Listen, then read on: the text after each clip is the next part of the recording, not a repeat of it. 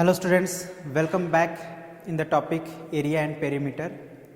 सो आज हम लोग एरिया एंड पेरीमीटर का पार्ट 3 कंप्लीट करेंगे और इस पार्ट 3 में क्या सीखेंगे हम लोग, तो आइए देखते हैं।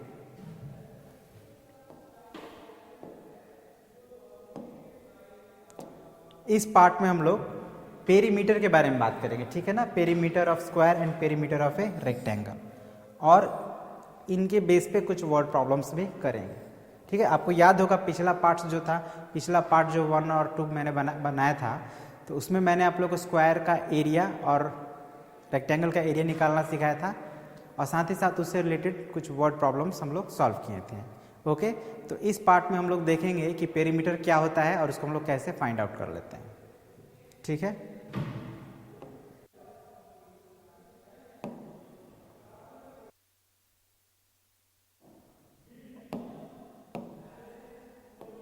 चलिए, तो मैंने आप लोगों को बताया था कि स्क्वायर जो होता है वो हमारा कुछ इस तरह से होता है।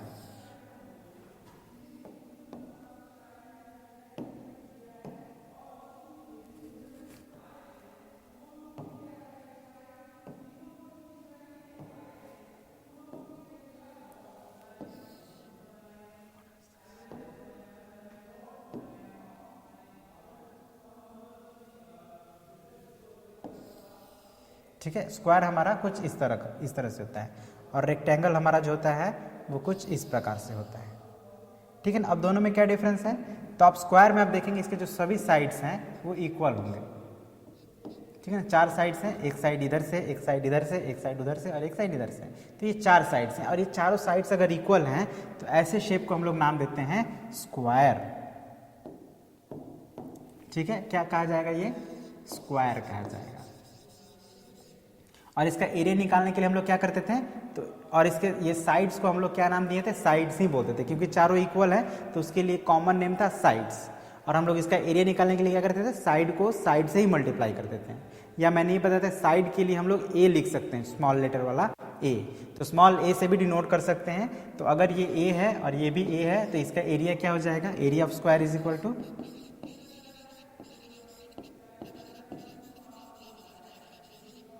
ए मल्टीप्लाइड बाई ए। ये चीज़ हम लोग स्क्वायर के बारे में पढ़े थे पिछले वीडियो में।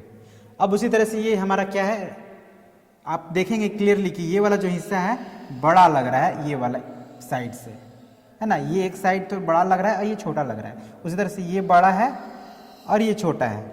और अगर आप ध्यान देंगे तो ये वाला साइड और ये वाला साइड बराबर लग रहा है, इक्वल, और उसी तरह से ये वाला साइड इधर वाले साइड के इक्वल लग रहा है। तो ये जो लंबा वाला साइड है इसको हम लोग बोलते थे लेंथ, और ये छोटा वाला साइड उसको बोलते थे ब्रेड्थ। लेंथ के लिए हम लोग एल यूज करते थे और ब्रेड्थ के लिए बी यूज करते थे। और इसका एरिया निकालने के लिए हम लोग क्या करते थे,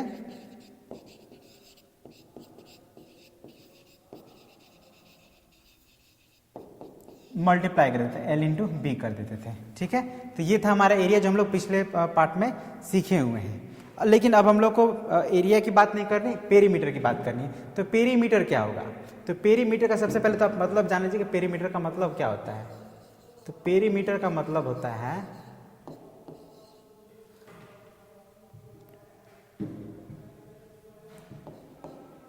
so length of sum of length of all sides, ठीक है ना। ये पेरीमीटर का मतलब है। तो इसको तो आप सबसे पहले याद कर लीजिए, पेरीमीटर होता क्या है, इसको आपको फर्स्ट नंबर में याद कर लेना है कि पेरीमीटर का मतलब होता है sum of length of all sides. तो अगर हम स्क्वायर की पेरीमीटर की बात करें, perimeter of square,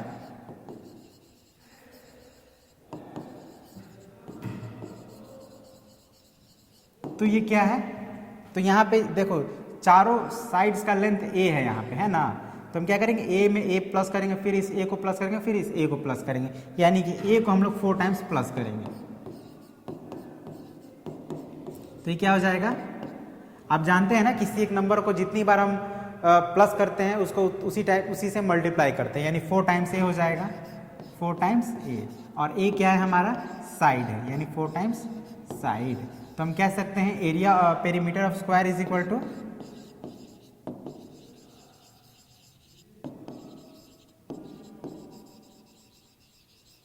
perimeter of square is equal to क्या हमें मिला, 4 इंटू साइड है, या हम लोग 4 इंटू ए भी लिख सकते हैं, दोनों सेम ही बात है। तो आपको बहुत ही आसान है, आप समझ गए होंगे कि स्क्वायर का पेरीमीटर निकालने के लिए हम लोग क्या करेंगे, उसके साइड को 4 से मल्टीप्लाई कर देंगे। ठीक है, अब समझते हैं हम लोग रेक्टेंगल के बारे में। ये रेक्टेंगल है हमारा, इसके बारे में तो जैसे हम लोग अभी जाने कि पेरीमीटर मतलब होता है sum of length of all sides. अब यहाँ पे भी 4 साइड्स हैं, है ना, जिसमें से आप देखेंगे ये एक लेंथ है और ये भी एक लेंथ ही है, दोनों का साइड सेम है। मतलब अगर इसका लेंथ L है तो इसका भी L ही होगा, और इसका अगर B है तो इसका भी B होगा। मतलब इसको हम लोग ऐड करेंगे, यानी कि अगर हम पेरीमीटर ऑफ रेक्टेंगल निकालेंगे तो क्या करेंगे, सबको ऐड करना पड़ेगा ना।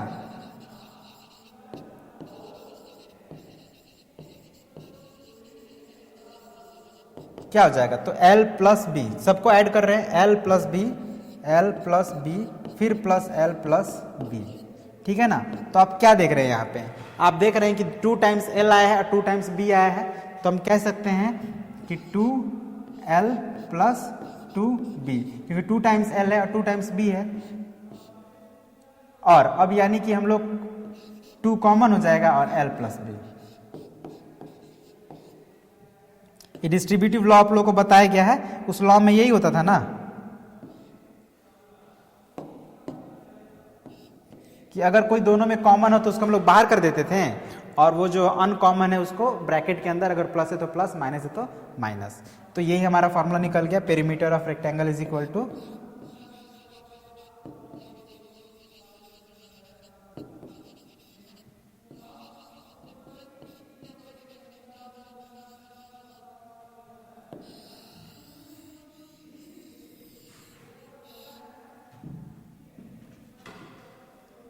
ठीक है। तो हम लोग को ये 2 बात याद रखना है, perimeter of square is equal to 4 into side, perimeter of rectangle is equal to 2 multiplied by L plus b. अगर ये 2 फार्मूला आपको याद रहता है, और पहले जो आपको बताया गया इसको भी भूलना नहीं है, ये फार्मूला फॉर एरिया और ये फार्मूला फॉर रेक्टेंगल एरिया, मतलब ये स्क्वायर का एरिया एंड ये रेक्टेंगल का एरिया। तो इन बातों को भी भूलना नहीं है और इनको याद कर लेना है, और इतनी बातों को अगर आप याद रखते हैं तो इसके आगे के जो भी क्वेश्चंस हैं आप आसानी से सॉल्व कर लेंगे। तो चलिए सबसे पहले हम लोग का एक सिंपल सा क्वेश्चन है, फिल इन द ब्लैंक्स। इसमें क्या है कि आपको लेंथ दिया हुआ है और ब्रेड्थ दिया है, आपको निकालना है पेरीमीटर। जैसे लेंथ ब्रेड्थ है ना, जैसे ए नंबर में है आपका लेंथ 6 मीटर 5 मीटर 5 मीटर। ठीक है, अब आपको क्या बताना है, पेरीमीटर क्या होगा इसका। तो पेरीमीटर के लिए हम लोग को यहाँ पे मतलब फिल करना है। इसी तरह से अगर एक और है बी, 2 ठो बना लेते हैं, जैसे 7.5 2.5 7.5 मीटर एंड 2.5 मीटर। अब इस कंडीशन में हमको पेरीमीटर बताना है। तो देखिए यहाँ पे लेंथ है और ब्रेड्थ है, तो लेंथ है ब्रेड्थ है, इसका मतलब लेंथ और ब्रेड्थ किस में होता है, रेक्टेंगल में होता है, और रेक्टेंगल का पेरीमीटर का फॉर्मूला क्या होता है, 2 multiplied by L plus b. मतलब यहाँ पे लेंथ कितना है 6 है और ब्रेड्थ कितना है 5 है। मतलब अब इसको हम लोग पहले क्या करते हैं, बॉड मास के अकॉर्डिंग पहले तो प्लस करना पड़ेगा, तो 6 + 5 11, तो 11 2 22 मीटर। तो यही हो गया आंसर, इसको यहाँ पे लिख देंगे। इसी तरह सॉल्व करके रफ में, है ना, ये रफ में सॉल्व करना है, क्योंकि फिल इन द ब्लैंक्स है तो रफ में ही सॉल्व करिएगा, और उसका जो आंसर आएगा उसको ब्लैंक्स पे लिख देना है। अब यहाँ पे लेंथ आपका है 7.5 और ब्रेड्थ है 2.5, तो पेरीमीटर क्या होगा, लेंथ प्लस ब्रेड्थ, मतलब 7.5 प्लस 2.5। अब आपको क्या करना है कि 7.5 और 2.5 को जोड़ना है, तो कैसे जोड़ेंगे, यहाँ पे जोड़ लेते हैं।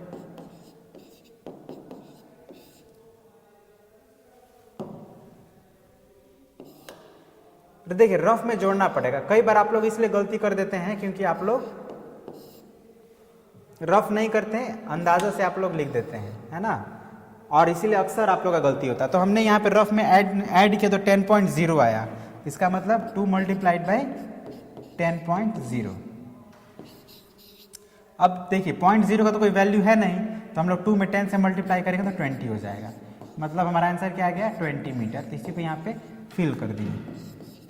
हो गया आंसर। ठीक है, सिंपल है ना। इसी तरह से कुछ और भी है, आप उनको बना लेंगे। ठीक है, बहुत ही सिंपल है। डायरेक्ट हम लोग को फॉर्मूला पे अप्लाई करना है and we will get the answer. ठीक है, चलिए नेक्स्ट देखते हैं।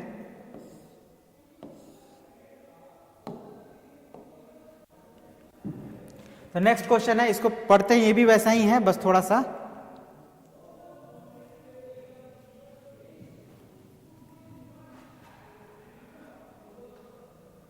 पहले क्वेश्चन पढ़ते हैं। ठीक है ना। ए रेक्टेंगुलर फील्ड, तो रेक्टेंगुलर फील्ड है, इट मीन्स शेप उसका रेक्टेंगल है, मतलब हम लोग रेक्टेंगल मानेंगे।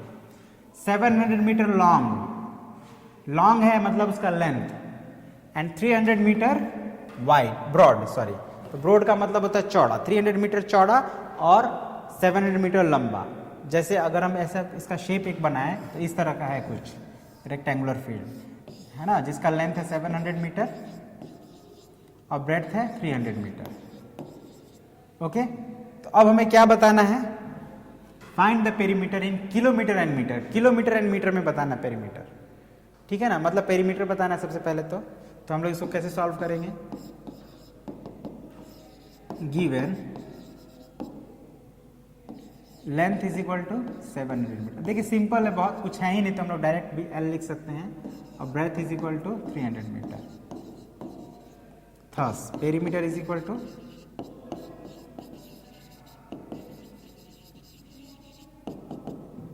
2 multiplied by length plus breadth.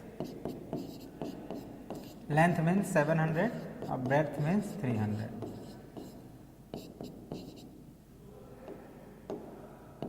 अब हमको क्या करना है, तो पहले प्लस करना, तो 700 में 300 प्लस करेंगे तो हो जाएगा 1000, और 2 में 1000 से मल्टीप्लाई करेंगे तो हो जाएगा 2000। तो ये 2000 जो हो गया वो मीटर हो गया, है ना। लेकिन हम लोग को तो आंसर देना है किलोमीटर में भी, तो किलोमीटर में कन्वर्ट करेंगे ना इसको, तो किलोमीटर में कन्वर्ट करने के लिए क्या करेंगे, 1000 से डिवाइड, और जब आप 1000 से डिवाइड करेंगे तो ये हो जाएगा 2 किलोमीटर। ठीक है, और कैसे कन्वर्ट करते हैं इसका तो हम लोग ऑलरेडी प्रीवियस लेसन्स में बहुत अच्छे से सीखे हैं इस चीज़ को, तो अब यहाँ पे बहुत ज़्यादा डिस्कशन करने की ज़रूरत नहीं है। सिंपली हमने 2000 से मल्टीप्लाई किया, सॉरी 2000 को 1000 से डिवाइड किया, और जो आंसर आएगा that will be in kilometre, ये हम लोग जानते हैं। तो यही हमारा हो गया आंसर। मतलब इसका जो ये जो फील्ड है, इसका जो पेरीमीटर है वो 2 किलोमीटर है। पेरीमीटर मतलब इसके अगर बाउंड्री को हम लोग यहाँ से चलकर वापस यहीं पे आ जाए एक राउंड लगा के, तो हम लोग कितना डिस्टेंस कवर करेंगे, 2 किलोमीटर। तो this is the answer. Alright, तो अब देखते हैं नेक्स्ट क्वेश्चन की तरफ।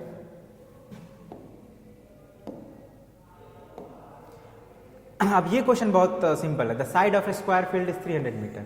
स्क्वायर फील्ड है ना, वो तो रेक्टेंगुलर फील्ड था, तो रेक्टेंगल का फॉर्मूला लगाएं। ये स्क्वायर फील्ड है तो स्क्वायर का फॉर्मूला लगाएंगे, और हम लोग को इसका अभी क्या करना है, पेरीमीटर निकालना है इन किलोमीटर। बहुत सिंपल है, बता देते हैं। Solution, side is equal to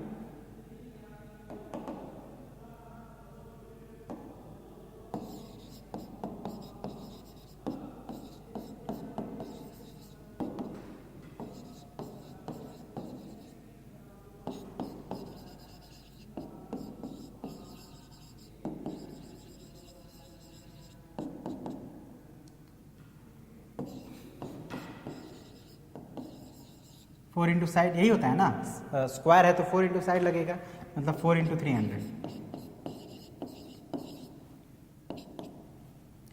अब 4 इंटू 4 3 जा 12 होता है, 1200 हो गया मीटर। इसको हम लोग किलोमीटर में कन्वर्ट करना है तो क्या करेंगे, 1000 से डिवाइड कर देंगे इस तरह से। अब आप जानते हैं 1000 से जब डिवाइड किया जाता है तो पॉइंट जो है क्या होता है, 3 डिजिट पहले आ जाता है, मतलब हो जाएगा 1.2। अब आप चाहें तो 2 बार 0 लिखें या नहीं लिखें, दोनों ही सेम है। चलिए हम लोग लिख देते हैं, ठीक है ना। ये पॉइंट कहाँ आ गया, 0 से 1 2 3, 3 डिजिट पहले, 1 2 के पहले आ गया, तो this is the answer in kilometre. ठीक है, तो पहले ही जैसा था, कोई खास डिफरेंस नहीं है, बस वहाँ पे रेक्टेंगल था और यहाँ पे स्क्वायर है।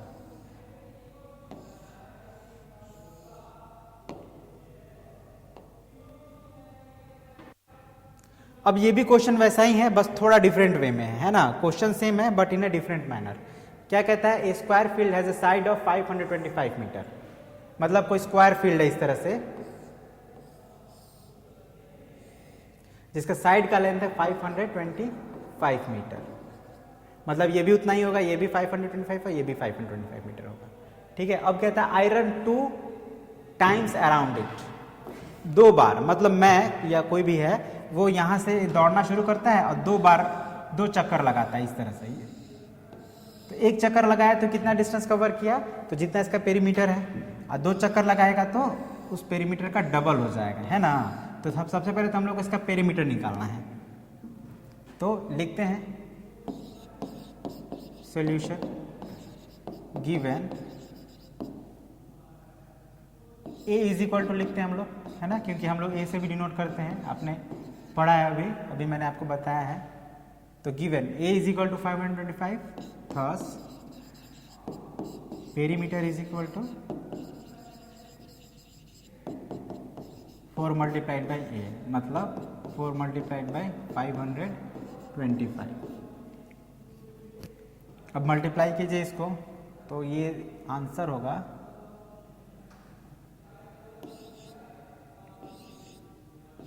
2100 मीटर, 2100 मीटर, ये हो गया आंसर। ठीक है, लेकिन अब हम लोग को पेरीमीटर तो नहीं निकालना था, हम लोग को तो ये निकालना था कि हम कितना डिस्टेंस कवर करेंगे अगर उसको 2 टाइम्स उसके चारों तरफ दौड़ते हैं तो अब हम लोग लिख देंगे यहाँ पे thus distance covered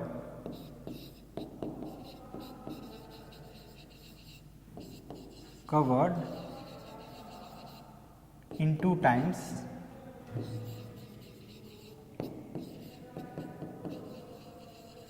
is equal to what, 2 multiplied by 2100 meter,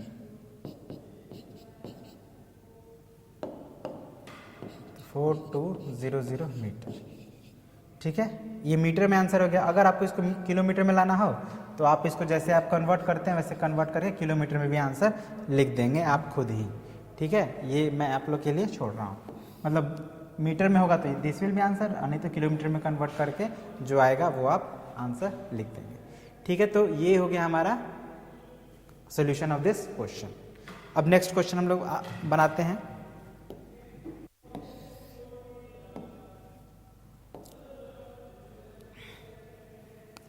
A field has a length of 350 meter and breadth of 100 meter. Find the length of wire needed to fence it. देखिए फील्ड है एक, ठीक है ना, field. अब देखिए यहाँ पे लेंथ है और ब्रेड्थ है, तो लेंथ है और ब्रेड्थ है, इसका मतलब फील्ड कैसा होगा, रेक्टेंगुलर होगा, इसमें कोई डाउट नहीं है। तो हम लोग एक रेक्टेंगल ऐसा बना देते हैं जिसका लेंथ कितना है 350 मीटर और ब्रेड्थ कितना है 100 मीटर। ठीक है, ये हो गया हमारा फील्ड। अब करना क्या है, तो लेंथ ऑफ वायर, तार की लंबाई निकालनी है, मतलब इस फील्ड को तार से घेरना है। ठीक है ना, तार से घेरना है।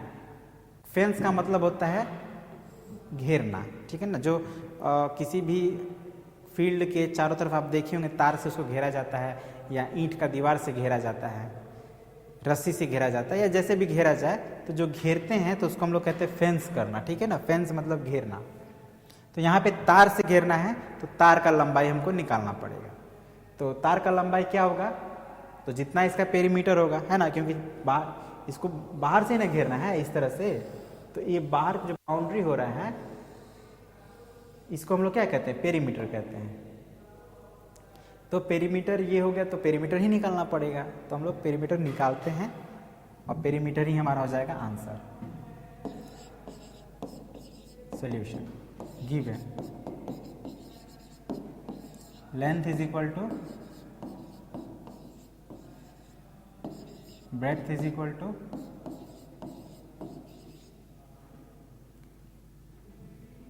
Thus perimeter is equal to 2 into length plus breadth.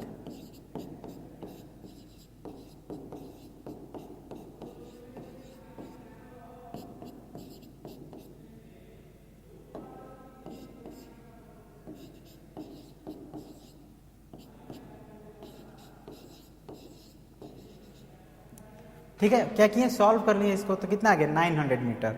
इसका मतलब कि जो तार की लंबाई कितनी होनी चाहिए, 900 मीटर होगी तभी ना वो उसको पूरा घेर पाएगा, है कि नहीं, 900 मीटर होगा तभी उसको पूरा घेर पाएगा।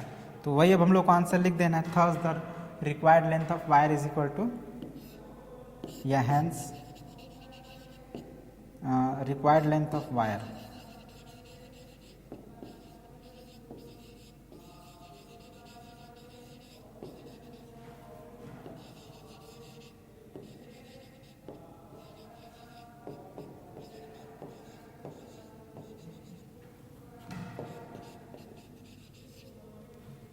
ठीक है, बहुत सिंपल है, पेरीमीटर निकाल रहे हैं और मोस्टली हमारा जो सवाल बन रहा है पेरीमीटर के बेस पे बन रहा है। तो ये चीज़ ऑब्जर्व करिए कि कब हम लोग पेरीमीटर निकाल रहे हैं और कब एरिया निकालते थे, ठीक है ना, इतना ध्यान रखिएगा तो आप आसानी से, नहीं तो क्या होगा कि निकालना होगा पेरीमीटर और आप निकाल देंगे एरिया और आंसर आ जाएगा गलत। तो इसी बात का बस ध्यान देना है।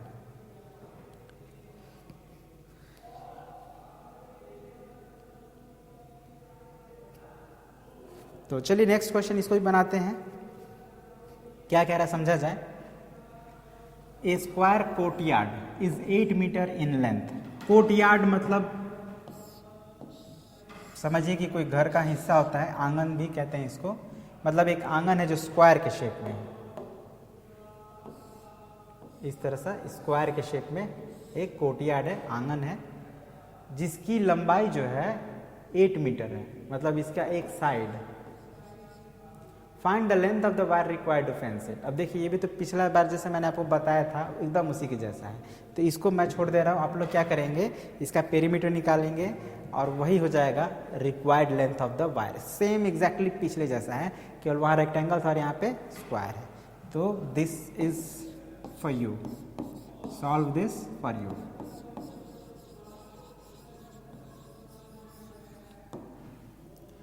ओके, और एक लास्ट क्वेश्चन,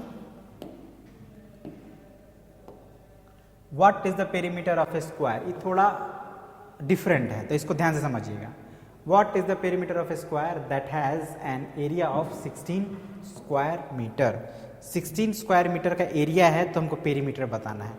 पेरीमीटर का फॉर्मूला होता है क्या, 4 इंटू साइड, मगर साइड हमको मालूम नहीं है, फिर कैसे निकालेंगे, तो इस पर ध्यान दीजिएगा। जो मालूम है पहले उसको लिखते हैं, ठीक है, तो ध्यान दीजिए।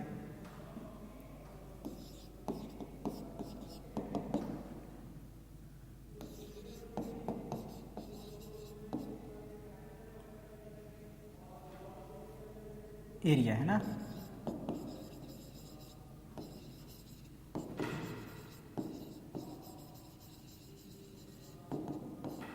सिक्सटीन स्क्वायर मीटर,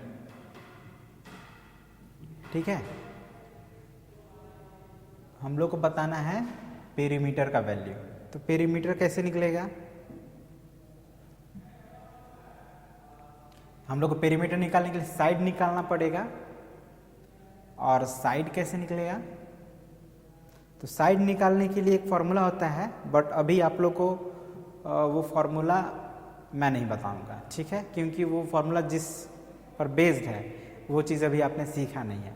बट हाँ, थोड़ा सा मैं आप लोग को हिंट दे रहा हूँ, उस पर ध्यान दीजिएगा। हम लोग ये जानते हैं ना कि एरिया ऑफ स्क्वायर क्या होता है, साइड इंटू साइड।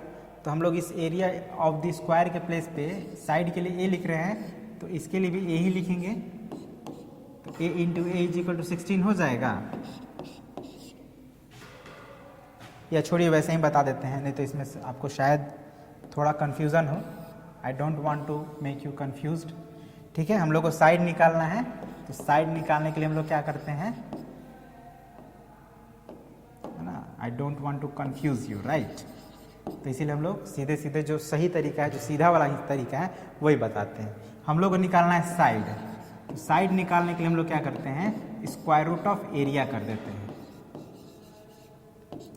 ठीक है, स्क्वायर रूट ऑफ एरिया कर देते हैं। अब यहाँ एरिया का वैल्यू कितना 16 है, मतलब स्क्वायर रूट ऑफ 16, और स्क्वायर रूट ऑफ 16 होता है 4। अब ये बात आपको याद रखना पड़ेगा, कुछ बातें हैं जो आपको याद ही रखनी पड़ेगी, तो उसके लिए मैं आप लोग को एक चीज़ दे देता हूँ, आप उस पर ध्यान दीजिएगा।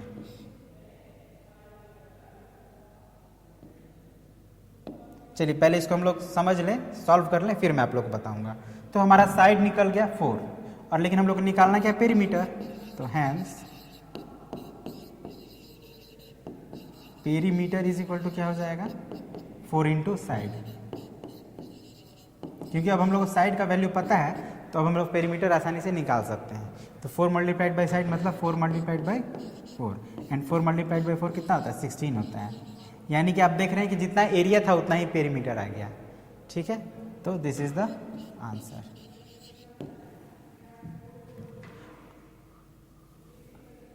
अब आप ये सोचेंगे कि स्क्वायर रूट ऑफ 16 का 4 कैसे होता है, स्क्वायर रूट तो अभी आपने पढ़ा नहीं है। तो मैं कुछ आपको बता दे रहा हूं, बहुत सिंपल है, वो आप याद रखेंगे। जैसे स्क्वायर रूट ऑफ 1,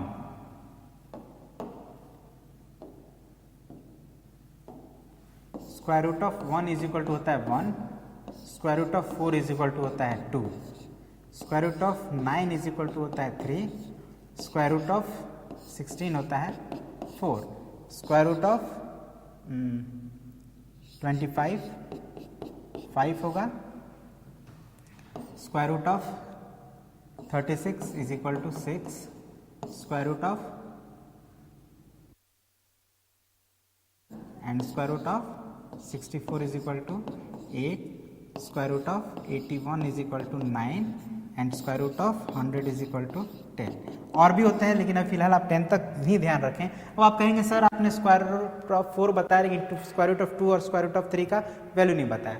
तो इसलिए नहीं बताएं क्योंकि स्क्वायर रूट ऑफ 2 और स्क्वायर रूट ऑफ 3 का जो वैल्यू होता है वो डेसिमल में आता है, पॉइंट में आता है, और जो कि बहुत ही कॉम्प्लिकेटेड है। तो अभी आपको उन लोगों को नहीं पढ़ना, वो सब हम लोग क्लास 10 में पढ़ेंगे, 9 में पढ़ेंगे, ठीक है ना। तो अभी फिलहाल यही आप इतना याद रखें, ठीक है, कि ये होता है, ठीक है। टू रिमेंबर, इसको यहाँ पे मैं लिख दे रहा हूँ, टू रिमेंबर, इसको आप याद कर लेंगे। ये सारी बातों को आपको याद करना है, ठीक है ना। तो इसी के साथ हमारा जो ये पेरीमीटर वाला भी टॉपिक था वो कंप्लीट हो गया, ठीक है। पेरीमीटर हमने समझ लिया कि क्या होता है पेरीमीटर, कैसे हम लोग पेरीमीटर निकालते हैं, चाहे वो स्क्वायर हो या रेक्टेंगल हो, उसका पेरीमीटर कैसे निकालते हैं ये हमने समझा। और इसी बेस पे हमने कुछ क्वेश्चंस भी बनाए जो कि सफिशिएंट था इस टॉपिक को क्लियर करने के लिए। ओके, तो इसी के साथ आज के इस टॉपिक को हम लोग एंड करते हैं और मिलते हैं अगले पार्ट में, जिसमें हम लोग थोड़ा अलग, लाइक जैसे एरिया ऑफ पाथवेज एंड वरांडाज। जैसे अक्सर आप देखे होंगे किसी गार्डन है, गार्डन के चारों तरफ रास्ता है, या घर है, घर के चारों तरफ वरांदा है, तो उनका एरिया कैसे निकालेंगे, इस चीज़ को हम लोग सीखेंगे अगले पार्ट में, ठीक है। तो आज के लिए इतना ही, goodbye, have a nice day.